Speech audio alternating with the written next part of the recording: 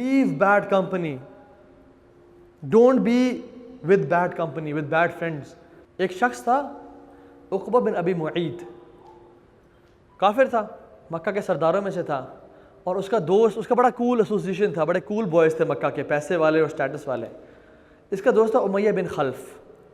عقبہ بن ابی معیط نے اپنے گھر ایک ڈنر ارینج کیا، بڑا میسو گرینڈ، جس میں تمام سرداروں اور نوبل لوگوں کو بلایا، اللہ کے نبی کو بھی بلایا.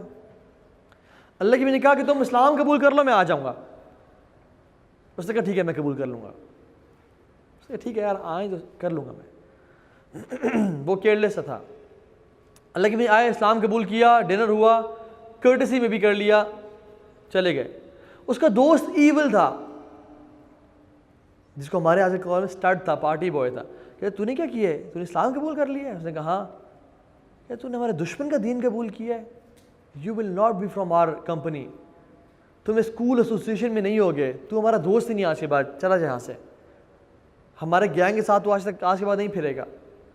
نہیں سیٹ کہ یار میں نے ویسے کیا ہے، کوئی بری بات تو نہیں کر رہے کہ میں نے کر لی، کیا ہوتا ہے؟ کہتے ہیں نہیں، you have to reject this message if you want to be our friends. اس کا ٹھیک ہے یار، تم لوگ میرے زیادہ قریب ہو، تم لوگ میرے جگری یار ہو، میں کیوں کروں؟ اچھا مجھے کیا کرنا ہے اپنی لائلٹی پروف کرنے کے لیے؟ ہی سیڈ کہ والعیاذ باللہ والعیاذ باللہ، ہی سیڈ کہ گو ٹو محمد صلی اللہ علیہ وسلم اینڈ استغفر اللہ، he said spit on his face. And this person عقبہ بن ابی معیط did the dirty job. اور جب اس نے یہ برا فیل کیا تو اللہ نے جبریل کو بھیجا، قرآن کی آیات نازل آئیں اور کہا یا رسول اللہ یہ قیامت کے دن یہ بندہ کھڑا ہوگا اور کہہ رہا ہوگا یا لیتنی اتخذت مع الرسول سبیلا، ہائے کاش میں رسول کے راستے کو نہ چھوڑتا. یا ویلتا لیتنی لم اتخذ فلانا خلیلا، ہائے کاش میں اس فلاں شخص کو اپنا دوست کبھی نہ بناتا، اور وہ جہنم میں ڈالا جا رہا ہوگا. And billions of Muslims will be seeing the same statements، کاش میں نبی کے راستے کو نہ چھوڑتا اور میں اپنے دوست کی بات کو نہ مانتا. جنہوں نے کہا تھا یار کیا لائف کو انجوائے کر، کیا تو دینی بن کے بیٹھا ہوا ہے، پارٹی کر، انجوائے کر، دیکھی جائے گی بعد میں. سو اوائڈ بیڈ کمپنی، کیونکہ اللہ نے کہا المرء علی دین من خلیلی فلینظر احدکم من یخالل. انسان اپنے دوست کے دین پہ ہوتا ہے، اس کو چاہیے کہ وہ دیکھے وہ اس کا دوست کیسا ہے. Because you are an average of 5 people you meet on daily basis. So watch out کن کے ساتھ آپ بیٹھے ہوئے ہیں.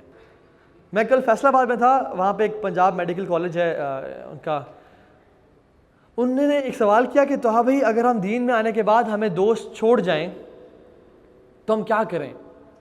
میں نے کہا کہ وہ دوست آپ کے دوست ہی نہیں تھے جو اللہ سے محبت کرنے کے بعد آپ کو چھوڑ دیں. اللہ کے دین پہ آنے کے بعد اور مسلمان بننے کے بعد جو آپ کو چھوڑ جائے وہ آپ کا دوست ہی نہیں تھا، وہ شیطان تھا. ابن قیم الجوزی رحمہ اللہ کہتے ہیں کہ an evil friend is worse than snake. snake تو ڈنگ مارے قبر تک پہنچاتا ہے، مگر ایول دوست آپ کو اللہ سے جدا کر دیتا ہے. سانپ نے آپ کو دنیا سے جدا کیا، ایول دوست نے آپ کو اللہ سے جدا کر دیا.